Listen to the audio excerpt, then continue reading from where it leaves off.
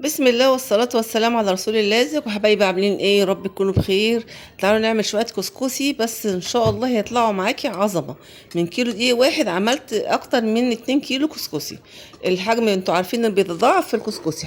حاجة كده عملناها في البيت تحفة جدا من دون غربال، وبمعلقة واحدة بس هتخلي الكسكسي مفرول وتحفة وجميل جدا جدا. شايفين بس جمال الكسكسي عاملين ازاي؟ مثلا ما تروح تشتريه ب 60 جنيه الكيلو، لا تعالي نعمل بكيلو دقيق واحد ب 20 جنيه هتعملي احلى كمية كسكسي ان شاء الله. هنخش على الفيديو، لايك وشير سبسكرايب لقناة ترند في ال50. بص، انا كان عندي بواقي دقيق، يعني ما كانش عندي كمية دقيق معينة، بس هو تقريبا بتاع كيلو يعني. شوية في الكيس اللي هو السايب وشوية من اللي هو المغلف وحطيت كميه في الكبه بتاعتي. الكبه ما بتاخدش اكتر من ربع كيلو، يعني حبه صغننين كده.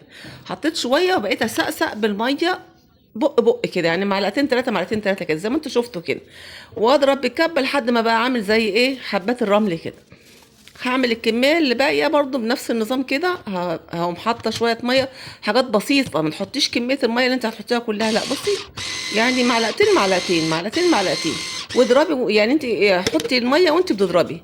الحاجه بقى اللي تخلي الكسكسي مفرول وجميل، معلقه البيكنج باودر دي، معلقه كبيره، بس انا نسيت احطها في الدقيق من الاول، فجيت حطيتها هنا وهقلب كله مع بعض. وكمان نسيت احط الملح كمان، فمفيش مشكله. بس انت في الاول حطي الملح، حطي البيكنج باودر مع الدقيق وابتدي اخلطي بيه. الاول كنا بنعمل بايدينا بقى، وكان تعب وارهاق بيبقى يوم بقى كده لما تعملي الكسكسي ده. لكن احنا ما كملناش نص ساعه وعملنا حبه كسكسي عظمه يعني.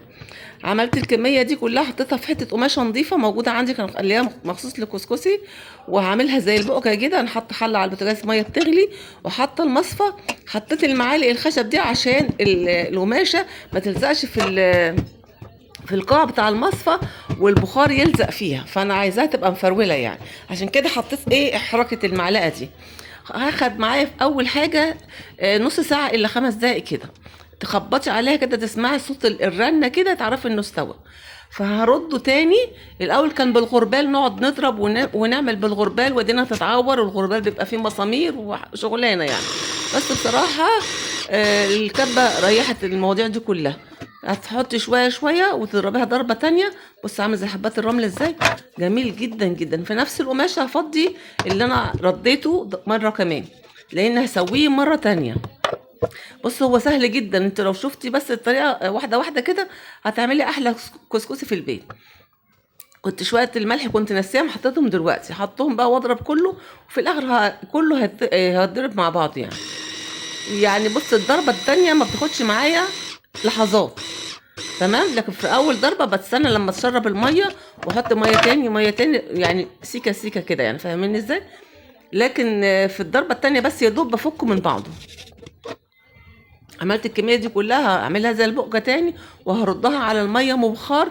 انا كنت وطيت على النار، هحطها برضو ايه تلت ساعه. بطلعها كده اديها خبطتين على الرخامه، عشان بتكون لازقه في حته القماشه بتاعتك. يعني بص فانيله ابنك، قماشه كيس مخده اللي موجود عندك، بس تكون حاجه نظيفه ومخليها مخصوص للكسكسي. بص طلع بقى جميل ازاي وتحفه جدا كده، بس كان سخن في ايديا. جيت احط بقى حته زبده، حته الزبده دي بقري، الزبده دي جاموسي انا اسفه، ولو عندك زبده من البقري حطيها هتبقى حلوه برضه، مفيش مشكله. اي حته زبده عندك سيحي بيها وهي سخنه كده، الزبده هتسيح. انت بقى لو عايزه تاكليه على كده خلاص تمام. انا بيني وبينكم بقى رديته مره كمان في الكبه عشان يبقى ناعم كده وجميل زي ما انتم شايفين كده. كده خلاص هو كده استوى معايا وبقى عظمه مية مية يعني. من كيلو دقيق عملنا حبه محترمين يعني بصراحه، بسم الله ما شاء الله. يعني انا لو هوزنه هو تقريبا بتاع 2 كيلو. الكميه تضاعفت كده وحاجه زي العسل. هنبتدي ناكل شويه كده وندوق بقى الجمال اللي احنا عملناه. لازم ناكل صنع ايدينا يعني. بص هو فيه الزبده بتاعته وفيه سمنته، عايزه تزودي بقى وهو سخن كده حطي معلقه سمنه وحطي السكر بتاعك وكلي. طبعا انا مش هاكل الكميه دي كلها، فهحطهم في اكياس وهحطها في الفريزر. لما تيجي تطلعها من الفريزر معلقه سمنه في الطاسه بتاعتك وحطي عليه الكيس بتاعك، هيتفك معاكي بسرعه وهيبقى تاكلي احلى كسكسي. يا رب الفيديو بتاعنا يكون عجبكم.